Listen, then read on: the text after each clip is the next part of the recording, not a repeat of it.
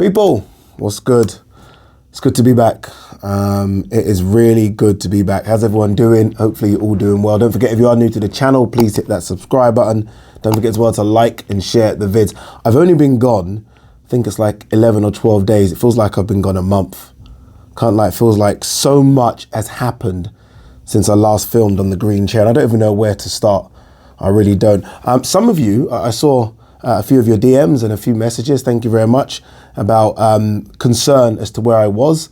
I thought it was obvious that I was in America, but maybe I didn't say on the last couple of videos, but I did fly out, for those of you that don't know, to cover the Katie Taylor Serrano card and then to cover the Canelo Bivol card. Dream. Like, ridiculous.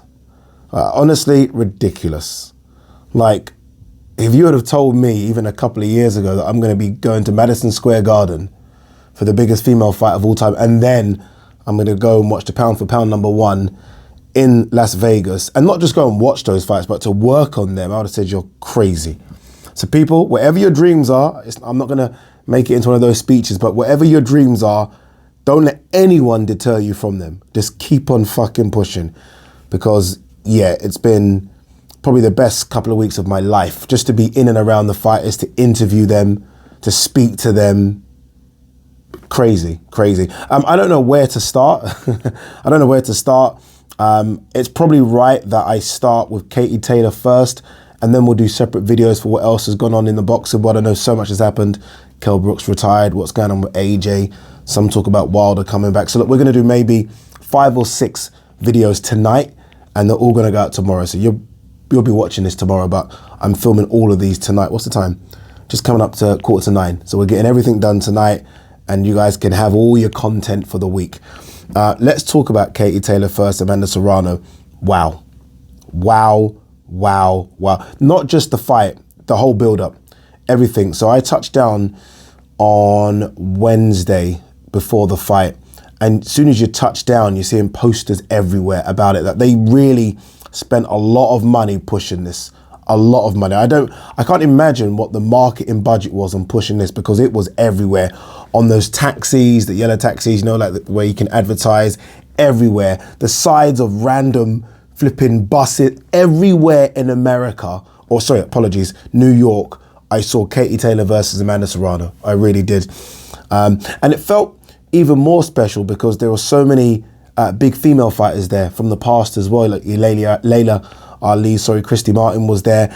I was slightly disappointed that Savannah Marshall wasn't there, because everyone else was there. Michaela Meyer, obviously Clarissa Shields, Alicia Baumgardner, Terry Harper flew over. So a lot of female fighters were there. Ramla Ali, loads were there. And I was thinking, this was the perfect time for Savannah Marshall to be in America. Bear in mind, Clarissa's gone over to the UK, or come over to the UK a couple of times, even when she's not fighting, to try and push the fight. And I thought, this is perfect. You got the biggest female fight of all time, and it was, you know, we'll talk about the numbers in a minute. This is the time Savannah needs to get in Clarissa's face and they go at it in front of the world's media, because there was so much media there. There really was, and she wasn't there, and I thought she missed a bit of a trick. Anyway, look, back to the fight. Katie Taylor's walk to the ring was just, it almost, I spoke to Katie Taylor 3 days ago, 2-3 days, I'm lost for time right now, 2-3 days ago, and I said that walk to the ring, it's almost as though you were getting into the kind of zone of, this is war. And I'm talking like real war, because she was wearing like a gladiatorial outfit. That's what it looked like to me anyway. And it almost like she's going into battle, like to the death. I know that might sound extreme, but that's the kind of the feeling I got watching her do that slow walk to the ring. Amanda was walking and smiling, and Katie was just, and I was like, okay, she's locked in. She is locked in. The atmosphere was, look, in terms of atmospheres that I've recently been around, I'm lucky to have been to so many big fights recently. #1 is still Josh Warrington, Mauricio Lara. #2 is now Serrano Taylor. It's eclipsed Conlon Wood. And Conlon Wood was something, but having the Puerto Ricans there and the Irish and them just going at each other, and maybe it being Madison Square Garden as well, so it had everything about it. The atmosphere was incredible. So Amanda's walking to the ring, and she's, you know, smiling. This is her moment. She's spoken about the fact that she doesn't get paid very well, and now, towards, some might say, the tail end of her career, at least the last 3 or 4 years, she's getting good money. Katie's walking to the ring knowing this is going to be war. It's going to be war. Katie, in the first couple of rounds, I thought was boxing well. That's why I was very surprised with Chris Mannix's scorecard. She was boxing well. I thought she was boxing beautifully. She's doing what she needed to do. Don't get into a firefight with a girl that clearly hits harder than you. Box on the outside, box on the outside. She got clipped a couple of times, and the problem with Katie, she's very reminiscent of Amir Khan. Stay with me. When she gets hit, she just thinks, fuck it, let's have a fight. It's strange because it's not like her. When you sit down and talk to her, she seems very calm and relaxed, but every time she gets tagged, she's like, oh, let's go. And when she got tagged in, my memory's gone blanky, I think it was the 5th round when she got tagged hard and looked like she was going to get knocked out, I thought she was done. I thought, oh my God, she's going to get knocked out. And I couldn't process what my reaction would be to see Katie Taylor knocked out. Bear in mind, all throughout the week, I said, look, it's a close fight, but Katie's going to win. And I thought, oh my God, she's done. And then when she survived it, I thought, okay, she's done. In the 6th round, Amanda's going to come out and destroy her. And Amanda came out and landed some big shots again. But Katie Taylor just had this way about her. I said to her, like, you went to the well when like most people can go to the well once and that's it. You go back there again, it's dry, there's no water, you're done. She went to the well like 3 or 4 times in that fight. 3 or 4 times in that fight, she thought, you know what? I've got to just go fire. I've just got to fight fire with fire. Like I can be on the back foot, but I can't keep this girl off me. It's not working. My legs aren't there. I've just got to stand and trade. And sometimes you've got to do that. Sometimes you've got to, it's risky, but sometimes you've got to let the person that's hitting you know you can hit them back. And that's what she did. She cracked Amanda a few times, and credit to Amanda. This isn't a Katie Taylor video. It isn't. I know the thumbnail, it's not. This is a credit to both of them because they were at one stage in the ring for about 30 seconds going toe to toe.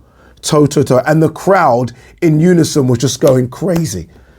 People lost their voices ringside. I spoke to so many security guards at Madison Square Garden who've been working there 20, 30 years, and they said they've never seen anything like it. And you think of some of the big fights that have been at Madison Square Garden, they said they never have seen anything like it. And look, that might be a bit of hyperbole, you're in the moment, but that's how good that fight was. It was incredible. I was there just like that.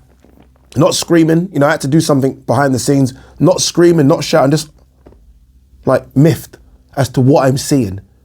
And, for those, and there are still a few that are not on the female bandwagon when it comes to boxing, jump on now. Jump on now because it's changing. And I fully understand why you might not have been in the past because maybe we didn't have enough talent. Jump on now because there are so many good female fights to be made. Clarissa Shields, Savannah Marshall is going to be ridiculous. Michaela Meyer, Alicia Baumgartner is going to be ridiculous. I was speaking to Alicia, it's weird, this morning for breakfast, how crazy it is because of the time difference. But this morning, there are so many good fights that can be made. So many girls coming out of the Olympics that are just on another level. So many, we're going to see the rematch.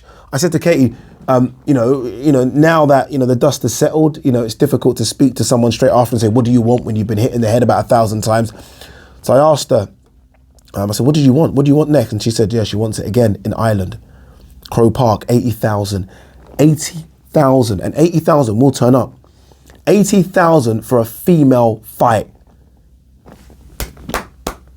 Say what you want about Eddie, maybe even Jake Paul to an extent. I'll say Eddie more because obviously Jake Paul's jumped on recently with female boxing, obviously particularly Amanda. I think he signed another female fighter as well. But Eddie's been doing it for a while now. He's been doing it for a while. And maybe without success, maybe he's hemorrhaging money. Maybe he's not making that much money in these fights, but you've got to pay these girls. Finally, it's almost a case of he must even think that, so all this work to try and get, we saw MSG sold out. MSG sold out. 1.5 million views on the DAZN app. Now, that's none of that stuff is over my head in terms of how many people sign up for an app and watch it. But just that figure tells you how big it is. Because Shakur Stevenson and Oscar Valdez fought around the same time, I think an hour after the fight. And I think their peak was 1.2 or 1.4, I think it was. So you got Oscar Valdez versus Shakur Stevenson unification fight, number one at 130 pounds, and you got two ladies fighting, and it does more. And that's not a dig at Shakur and Oscar, not at all. But that shows how good female boxing's getting, how big it is. And some might say, yeah, it's just a one-off, and maybe, but we know where it can go now. We know where it can go. That picture, the one on the thumbnail of her celebrating, I'm gonna get framed and put right there. So Bob's gonna go, unfortunately. I'm sorry, Bob, you're gonna get moved around the room. It's gonna go right there. That's one of the best photos I've ever seen, just because we don't get emotion like that from Katie. You don't, do you? I said this to her, like, normally Katie knows, waves and gets her belts and goes home. You don't get emotion, so to see her like that, and you see all the veins and the muscles and the shoulders, fuck, man. That girl's something else, you know. Katie Taylor is something else, you know. You know what I loved as well about Katie? So they said, okay, Ade, you're going to interview Katie Taylor, and I really wanted to. I mean, you know, I wanted Akam Barak to do it because, you know, it's in America, but I thought, you know, I want to interview Katie. So Katie, they say, Ade, Katie's on her way. Katie's mum is with her and the trainer. That's it. Katie, her mum, and the trainer. I point that out because with some boxers, you know, I've interviewed them, so I can be honest, the fucking entourage is incredible. Here you have the best female fighter on the planet coming off something special, a fight for the ages, and she walks up with her mum, her trainer, and her. That's it. Does the interview, goes back to the green room, and is just calm. Just calm, shaking everyone's hand in there. Almost shy, as though, why is everyone coming up to me and shaking my hand? I'm like, because you are the fucking greatest female fighter we've ever seen. That's why. She is. And I understand the Clarissa argument. And look, you know, Clarissa could beat Savannah, and I could say Clarissa is. Right now, Katie Taylor, as Katie Taylor for me was the number 2 pound for pound. Clarissa was number 1. She's beat the number 3. I'm sorry, if you beat someone within your pound for pound bracket, you jump up. She jumps up. She's the greatest female fighter ever. That was an incredible event. And I know there's some anti-DAZN people, and look, you know, the money that goes up every month. And I hope that you watched the fight. I hope you watched it live. I hope it wasn't a case of you saw the highlights, you tried to get a stream and the stream went down. There's some fights, and I do it, trust me, I understand. But there's some fights you just have to pay for. There's some fights that I can't try and find a stream. No, there's some, take my money. And that was one of them. Credit to Amanda as well. She'll come again. Look, she'll come again because I'll fight again. There could be a trilogy. Like, it's so close, it could be a trilogy. Some of you might be saying, okay, Ade, what did you have it? What did you score it? I gave it 1 round to Katie because I don't know what round I gave even, but it worked out as 1 round to Katie. I wanted David Diamante, when he said Serrano scorecard first, then he said Katie, I wanted it to be 95-95 a draw. It deserved to have no one lose. I was going to say it didn't deserve to have a winner. That's wrong. It didn't deserve to have a loser because both were incredible, really were. But I'm going to end on this one again, and not to be negative, Savannah should have been there. Savannah should have, whatever decision was made for her not to be there was the wrong one. And don't say it's because she's not affiliated to DAZN, because nor is Clarissa Shields, who was on the broadcast, nor is Michaela Maya, who's obviously doing stuff with Sky and Boxer. You just got to be there for this. You've got to show your face. You've got to show the American media who you are. You've got to get in front of Clarissa Shields and you've got to do all of that. You've got to do all of that. Look, there could be circumstances as to why she weren't there, you know, personal life. But if that isn't the case, then she missed the big trick. She really did. All right, people, peace and love.